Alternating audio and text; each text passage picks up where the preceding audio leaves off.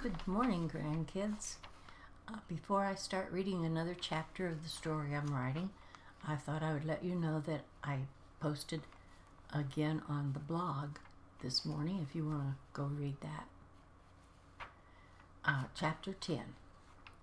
The next morning, I was up early. I heard Dad outside warming up the truck. I looked out my window and saw that it had snowed during the night. It was going to be a cold climb through the woods. I grabbed my gear and hurried into the kitchen. I sat down at the table and fixed me a bowl of cereal, but I turned my chair around and started putting on my boots. About that time, Champ came shuffling into the kitchen, barefooted, his hair a mess, rubbing his eyes. "Don't you have any slippers? Your feet's going to freeze," I said. "I forgot," he mumbled as he went over to the window and looked out. "Wow, Tuck, did you see all the snow? And it's still snowing." "Yeah, I saw it," I said, finished with my boots and started to eat my cereal. Champ came over and saw the boots and said, "You going out in this?" "Yes, I'm going into town, Dad," I said as I got up and started putting on my coat. I also wrapped a wool scarf around my neck. Champ ran over to Mom, jumping up and down, saying, "Can I go with Pa and Tuck, please?" "No, you can't. Sit down and have some breakfast. You want a sweet roll?" "Yes, please," he said with a grin. I grabbed my wool cap off the hook by the door just as Dad opened it. "You about ready, son?" he asked. "Yep, was just coming out," and we both headed out to the truck. Before the door shut, I heard Champ's constant questions. "Where are they going? Can I go with them? Can I go out and build a snowman?" "Hush and no, and eat your breakfast." The truck was toasty warm when we got in. Often, after knocking the snow off our boots, we eased down the road toward the creek and the main street toward town. After Dad made the turn, he said, "We're going to be taking Mr. Dell from next door and Dan Street at the gas station. That's all we're going to take. I didn't figure we should have a..." What did I write? I didn't figure we should have a group going up there. They're both coming into the cafe, and when I get back, I'll pick the three of you up. I doubt if my visit with Connor will work out. I just don't feel right about him. If he's guilty of doing anything to her, I doubt he'll come along. What do you think he'll do after you leave?" I said. "He might leave town." "Yeah, he might." After a bit I said, "Oh, Dad, I didn't say anything to my friend Jeff about coming with us after all. I thought about it and decided it might be a wrong decision. He may be older than me, but he jokes around too much. Just thought it might be best not to have him with us." "Very sensible decision," Dad said. "You've got a good head on your shoulders, son." He looked at me with a smile. I was a little worried about that myself. I've heard the two of you joking around a lot. We pulled up in front of Betty Bite's cafe and I jumped out. Dad drove on away and I went inside. Luckily, Susan was there and I went over to the counter instead of to a table because she was working there.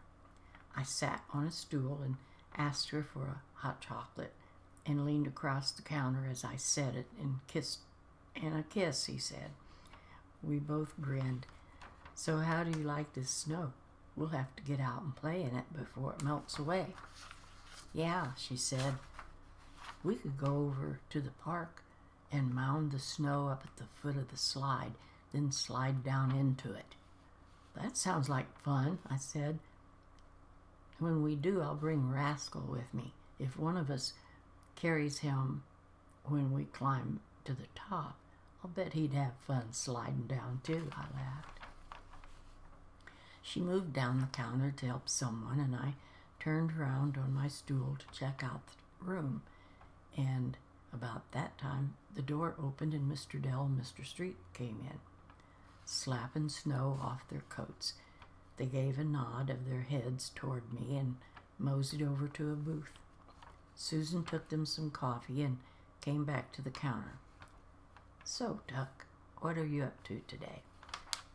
"Well, I and my dad, with those two over there, are going up in the woods and cut down some more logs for the cold weather." I looked out the window and saw Dad drive up and get out of the truck. "You just as well pour Dad a cup. He's coming in." After they had talked a bit and finished their coffee, they all got up, and Dad came over to get me. "Sorry, Susan," he grinned. "I've got to take my son away." "That's okay, Mr. Brownlee. I'm too busy for him anyway."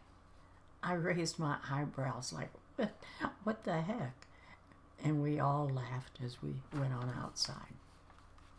Dell and Street had decided to ride in one truck.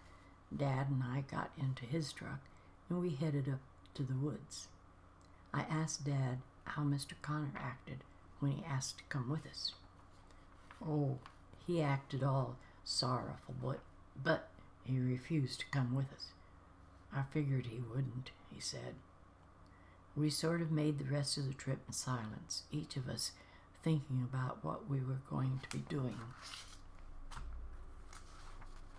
Once up in the woods, we all parked and got out of the trucks, the men getting their weapons out and loaded up. Dad said, "Oh, and I see that you brought a shovel. Good thinking. We might need that if we find anything." As we climbed up toward the cabin, I saw a faint shimmering farther up the trail. "Dad," I said, "did you say anything to them that Audrey might show up?" "Yes, I did. I didn't feel like I should let it be too big a surprise." "Good," I said, pointing up the trail. "I think she just showed up." I walked on up the trail toward her as she became more and more the form of Audrey. When I got to her, I said, "Audrey, we've come to check around the cabin. I'm assuming that's why you made contact with me. We are going to find out what happened to you, I promise." Her arm reached out toward me, and I felt a slight brushing against my cheek, and the apparition turned and moved on up the trail. The men were completely stunned and just stood there, though Dad had told them what to expect.